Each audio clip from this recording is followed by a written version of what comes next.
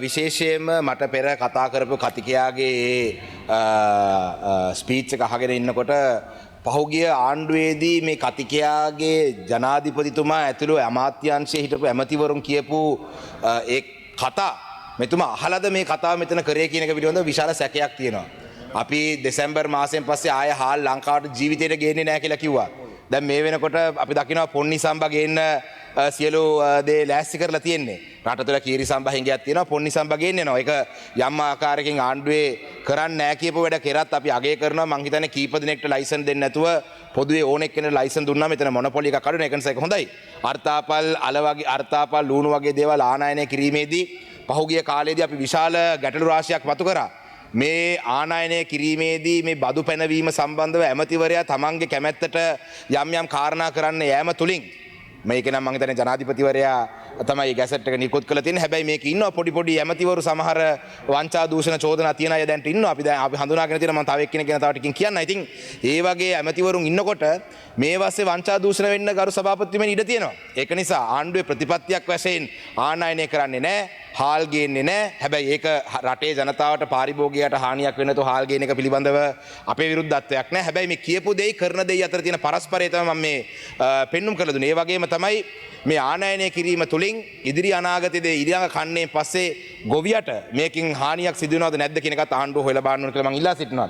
ඒත් එක්කම ගරු සභාපතිතුමනි තව කාරණයක් තියෙනවා මේ දෙවනි පනත අද සංශෝධනය වෙන එක්සයිස් එක හරහා මාස 6ක් වගේ ප්‍රමාණයක් කාලයක් තුළ බදු ගෙවපු නැති කට්ටියට මාසයක කාලයක් දීලා ඒ බදු මාසයක් ඇතුළත ගෙවුවේ නැත්නම් ඔවුන්ගේ ලයිසන්ස් එක කැන්සල් කිරීම පිළිබඳව යෝජනාවක් ඉදිරිපත් වෙලා තියෙනවා. හැබැයි ඒක හොඳයි බදු වැඩි කරගන්න එක හොඳයි. හැබැයි මේ ආණ්ඩුව බලයට එන්න පෙර දුන්න ප්‍රධාන පොරොන්දු දෙකක්. පළවෙනි එක තමයි රනිල් වික්‍රමසිංහගේ සමයේදී දුන්න බාර් පර්මිට් ඒ බාර් පර්මිට් දුන්නේ ඒවා දේශපාලන අල්ලස් දුන්නේ ඒවා කැන්සල් කරනවා කිව්වා. හැබැයි කිල්නොච්චි දිස්ත්‍රික්කයේ පමණක් ඡන්දදායකින් 4500කට එක බාර් එකක් තියෙනවත් මේ වෙනකොටත් මේ අලුතෙන් දුන්න බාර් ඒ පිළිබඳව ලැයිස්තු කියෙව්වා. ඒ පිළිබඳව යොමු කරලා තියෙනවා කිව්වා CID එකට. තාම පරීක්ෂණයක්වත් නැහැ. හරි ඒක කමක් නැහැ කියමු පහුගිය ආණ්ඩුවේ කරපු දේවා නෛතික ක්‍රියාමාර්ග කාලයක් එනවා කියලා ගරු සභාපතිතුමියනි ඔබතුමියත් නියෝජනය කරලා පාර්ලිමේන්තුව ආපේ මේ ජාතික ජනබලවේගයේ පක්ෂයේ මන්ත්‍රීවරයෙක් සහ නියෝජ්‍ය ඇමතිවරයෙක් මම නම කියලාම කියන්නම් චතුරංග අබේසිංහ සහ නජිත් ඉන්දක් කියන මේ පුද්ගලයෝ දෙන්න පහුගිය මාසය ඇතුළත කිංස්බරි හෝටලයට ගිහිල්ලා ව්‍යාපාරිකයෙක් හම්බුණා කියලා චෝදනා එල්ල වෙනවා. ඒ ව්‍යාපාරිකයා හම්බෙලා තියෙන්නේ මොනකටද?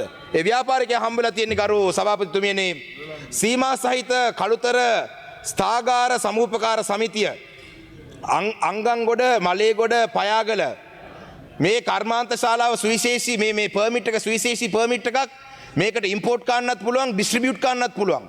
මේක මේ පිළිබඳ මම මේකේ සභාගත කරන 1950 සිට මීටත් පෙර සුද්දාගේ කාලේ සිට තිබ්බ පර්මිට් එකක්. මේ පර්මිට් එක මේ ස්ථාගාරය කළුතර සමූපකාරයට අයිති මේ ස්ථාගාරය පවත්වාගෙන යෑමේදී ඒකට යම් තව පාර්ශ්වයකට මේක ලබා දීලා මේකේ නඩු ක්‍රියාමාර්ගයන් යනවා. මේ නඩු ක්‍රියාමාර්ගයන් යනකොට සමූපකාරයට අයිති ස්ථාගාරයක් ඒක විකිණීම සඳහා මංගව ගරු සභාපතිතුමනි ඒ විකුණන්න ඒක මිලදී ගන්න බලාපොරොත්තු වෙච්ච පුද්ගලයාගේ මම මේ පුද්ගලයා සහ ඒ ආයතනයේ අපි ආයතන සහ ව්‍යාපාරිකයන්ට කඩාවට්ටන්න කැමති නිසා මගේ නම සඳහන් කරන්නේ මංගව මේ ලියුම තියෙනවා. මේ letter of interest to lease and restart the cooperative district society Payagala මංගව මේ ලියුම තියෙනවා. මේ පුද්ගලයෝ දෙන්නව හමු වෙන්න ගිහිල්ලා තියෙනවා කිංස්බරි හෝටලේට. මම කියන්නේ වහාම මේ පිළිබඳව පරීක්ෂණයක් ආණ්ඩුවෙන් කරන්න ඕනේ. මන්ත්‍රීවරුන්ට සහ ඇමතිවරුන්ට කිසිම අයිතියක් නැහැ.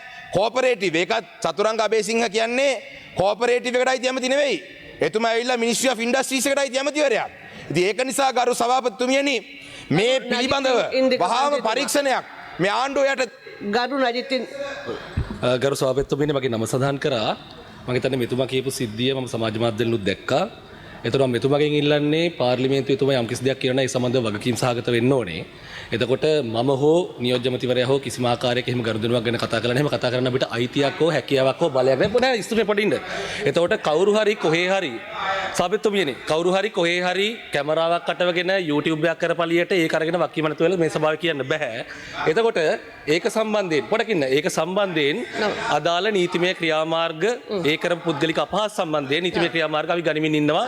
ඒ සම්බන්ධෙනුත් අදාළ සභාව අපි දැනුවත් කරන්නම්. මෙතුමගේ ඉල්ලනවා මේ වගේ කොහේ හරි යන්නේ වරගෙන ඉන්න මෙතන අතරින් එපා. ගරු රාසමාණික්‍ය අර සභාපතිතුමියනි ඔහේ යන දෙයක් නෙමෙයි මේකේ තියෙනවා YG Holdings ආයතනය. මේ තියෙන YG මොකටද ඔබතුමාලා හම්බ වෙන්න ගියේ කිංස්බරි හෝටලේට. කිංස්බරි හෝටලේට ගියානේ. කිංස්බරි හෝටලේට ගියා. CCTV ෆුටේජ් අරන් බලන්න. මම කියන්නේ ගරු සභාපතිතුමියනි මේ ජනතාව මේ රජයට මැන්ඩේට් එකක් ලබා දුන්නේ වංචා දූෂණය නවත්තන්න. මම මේක වගකීමෙන් කියන්නේ පහුගිය සමයේදී ගරු සභාපතිතුමියනි පයාගල ඩිස්ටිලරිස් එකට බොට්ලිං ප්ලාන්ට් එකක් තිබ්බා. එවකට හිටපු ඇමතිවරයෙක් මේ බොට්ලිං ප්ලාන්ට් එක මහා පරිමාණයේ වංචනික ලෙස බොට්ලිං ප්ලාන්ට් එක වික්කා. දැන් මේ ඒ උදාහරණයම නැවත ක්‍රියාත්මක කරන්න තමයි ගියේ. විනාඩියක් කාලයක් ඔව් සභාපති මොකටද ගියේ? මේ රටේ ජනතාව මේ ආණ්ඩුව කෙරෙහි විශ්වාසය තබලා අද වෙනතුරු අපිත් සුබපතන එකම දේ තමයි වංචා දූෂණය මර්ධනය කිරීම. හැබැයි එක පැත්තකින් දුන්න බාර් පර්මිට් එක අල්ලස්සෙස දුන්නා කියලා කිව්වා. ඒකට ඇක්ෂන් එකක් නැහැ. තව පැත්තකින් මේ ඇමතිවරු ගිහිල්ලා ඩීල් දාන්න හදනවා.